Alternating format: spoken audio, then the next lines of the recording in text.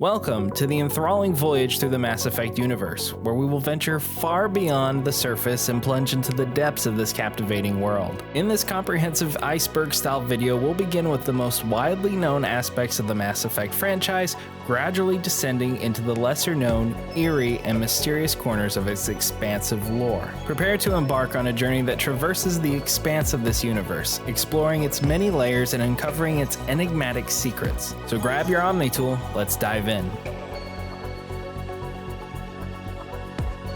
The Mass Effect universe is set in the 22nd century and revolves around a human soldier named Commander Shepard, who is tasked with saving the galaxy from an ancient race of sentient machines called the Reapers. The games are a blend of action, role-playing, and decision-making, with the player choices having a significant impact on the story's outcome. Mass Effect is known for its diverse range of alien species, such as the Asari, Turians, Solarians, Krogans, Quarians, and many more. These alien races, each with their own unique culture and history, form a rich tapestry that underpins the game's narrative and builds an immersive universe. Speaking of universes, the Mass Effect universe is connected by a network of mass relays, ancient technology believed to be left behind by the Protheans, who they themselves were victims of the Reapers. These relays enable faster-than-light travel across the galaxy, fostering trade, diplomacy, and conflict among the many species. The Citadel is a colossal space station that serves as the political, cultural, and economic center of the galaxy. It's also home to the Citadel Council, an interstellar governing body composed of representatives from various alien races. The Citadel is a symbol of unity and cooperation among species.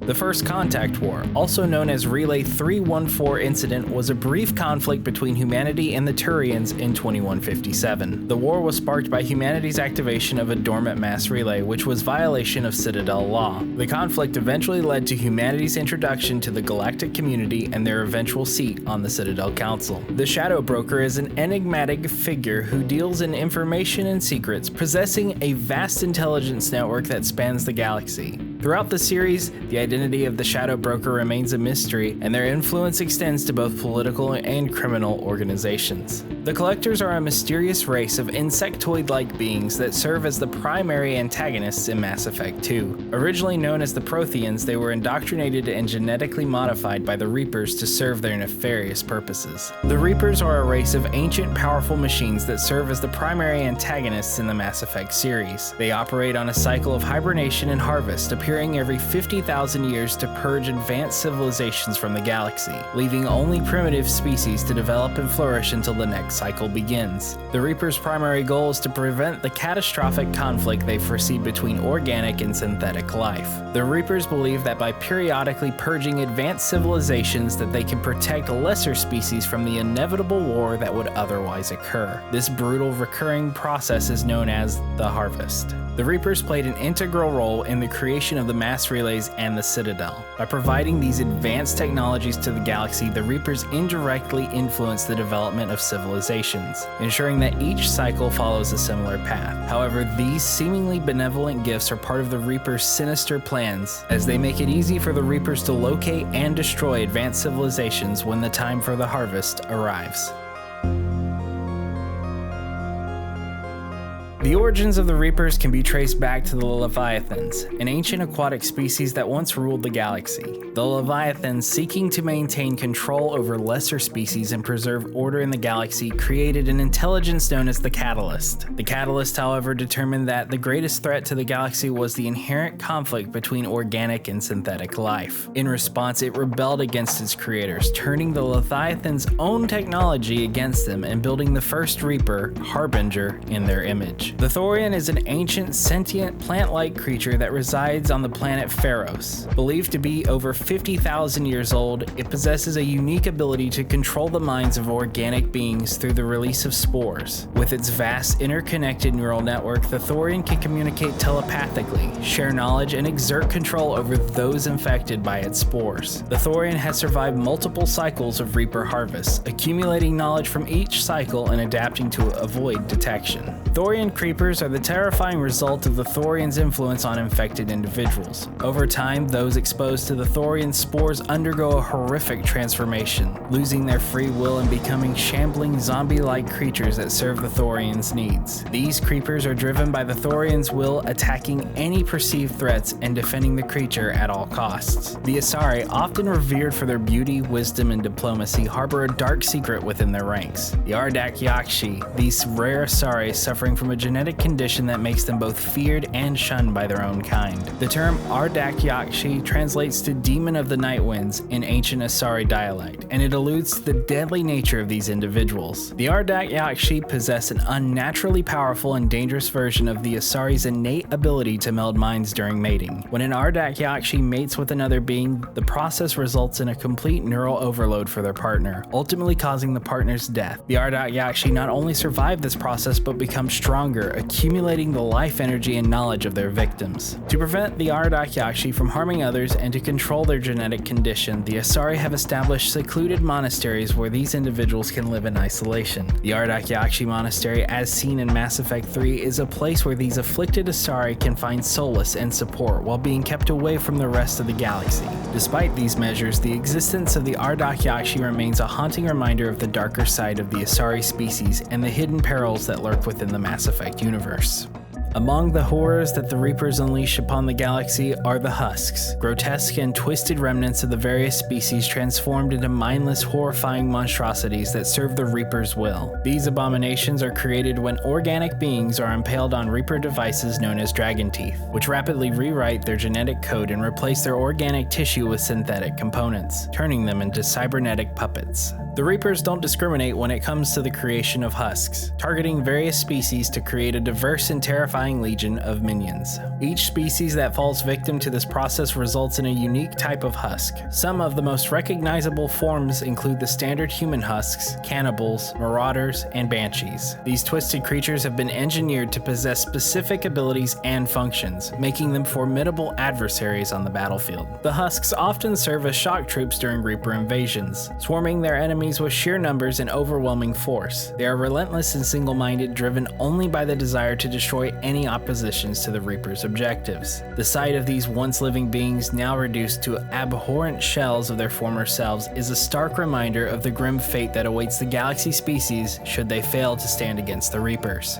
The existence of the husks and their role in the Reaper's conquest underscores the cruelty and ruthlessness of the Reapers, as well as the emotional toll that fighting against these monstrous creatures takes on the characters in the Mass Effect universe. Witnessing friends, family, and even entire species turned into these nightmarish beings serves as a chilling testament to the dark and twisted depths that the Reapers are willing to plunge in their quest to preserve their twisted vision of galactic order. One of the most insidious weapons in the Reapers' arsenal is their ability to indoctrinate organic beings, a process through which they gradually erode an individual's mental faculties and impose their will upon them. Reaper indoctrination is a silent, creeping influence that can corrupt even the strongest minds, turning allies against one another and causing chaos among the ranks of those who would oppose the Reapers. The indoctrination theory is a popular fan speculation that emerged following the release of Mass Effect 3, which posits that Commander Shepard, the protagonist of the series, was unknowingly subjected to Reaper indoctrination throughout the course of the games. According to this theory, the final events of Mass Effect 3 are not a literal depiction of Shepard's actions, but rather an internal battle between Shepard's will and the Reaper's influence. Proponents of the indoctrination theory point to various pieces of evidence to support their claims. This evidence includes the gradual deterioration of Shepard's mental state, instances of hallucinations and dreams, as well as the presence of Reaper artifacts and imagery throughout the games. The theory also suggests that the game's controversial ending, which left many fans unsatisfied, was intentionally designed to be ambiguous, allowing players to interpret the conclusion as either a victory against the Reapers or a tragic fall to their influence. While the indoctrination theory has not been explicitly confirmed or denied by the game's developers, it has gained a dedicated following among Mass Effect fans.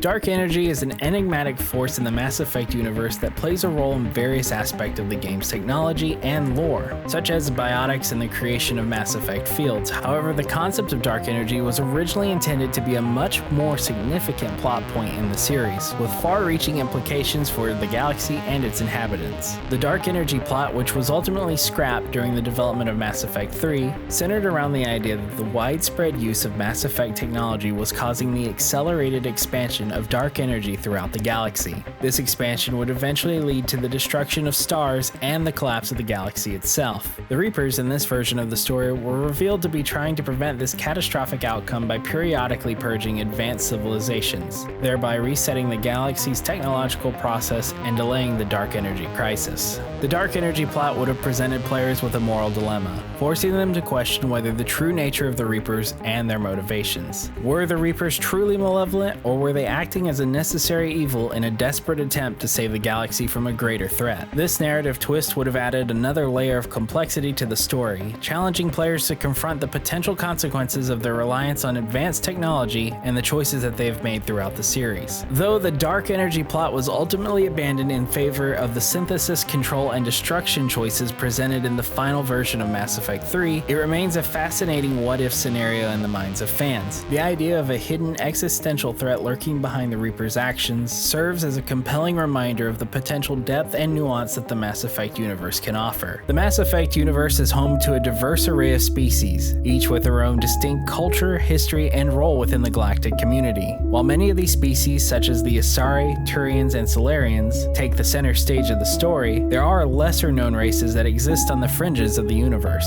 contributing to the richness and complexity of the Mass Effect franchise. One such species is the Rayloi. The Rayloi are an avian-like species that hail from the planet Turvis.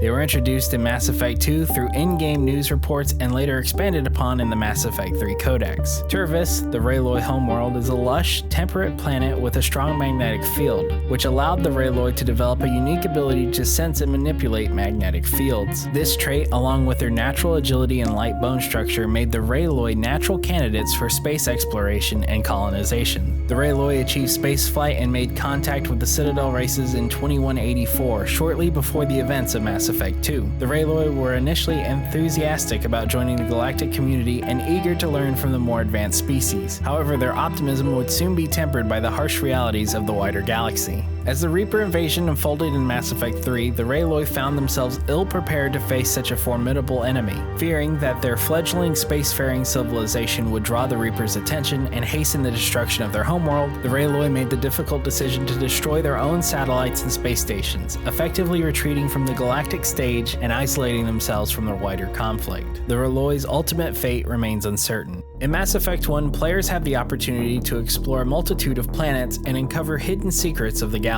One such secret lies on the uncharted world of Elitania, where Commander Shepard discovers a Prothean artifact that triggers another unsettling vision. This vision, distinct from the Prothean beacons encountered elsewhere in the game, provides a tantalizing glimpse into humanity's ancient past. Upon interacting with the artifact, Shepard receives a vision of what appears to be an ancient human wearing primitive clothing and wielding a rudimentary weapon. This figure is surrounded by what seems to be Prothean-like structures, suggesting a possible connection between humanity's distant ancestors and the enigmatic Protheans. This fleeting vision hints at the possibility that the Protheans may have played a more direct and profound role in humanity's development than initially realized. The Elitania vision has led to much speculation among fans, with theories ranging from the Protheans directly guiding human evolution to the possibility of a shared origin between humans and the Protheans. Some fans even suggest that the visions could be a glimpse of a parallel or alternate reality, revealing a version of human history that unfolded differently due to the influences of the Protheans or other ancient forces. Mass Effect is no stranger to morally ambiguous experiments and covert operations that push the boundaries of ethics and science. One such endeavor is Project Overlord, a deeply unsettling and controversial initiative that players encounter in Mass Effect 2's Overlord DLC. Project Overlord was a top-secret Cerberus operation led by Dr. Gavin Archer. The project aimed to create a stable interface between organic and synthetic life, with the ultimate goal of seizing control of the Geth,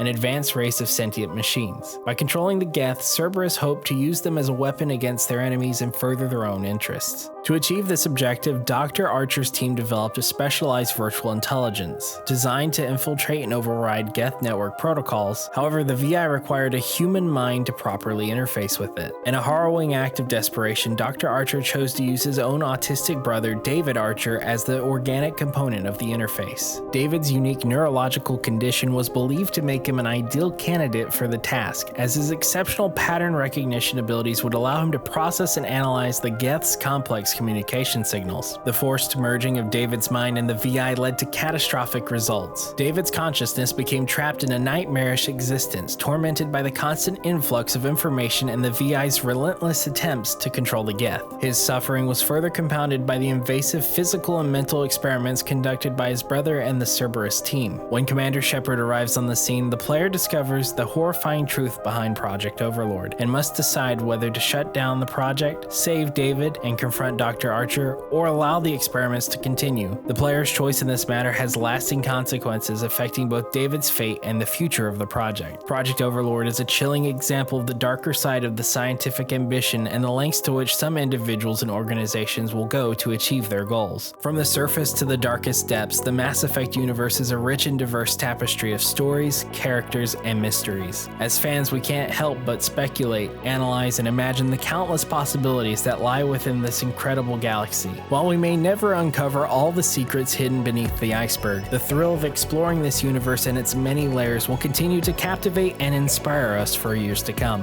If you've enjoyed this video, please be sure to leave a like and a comment on which series you would like to see us dig into next. And as always, stay awesome, stay dude-tacular.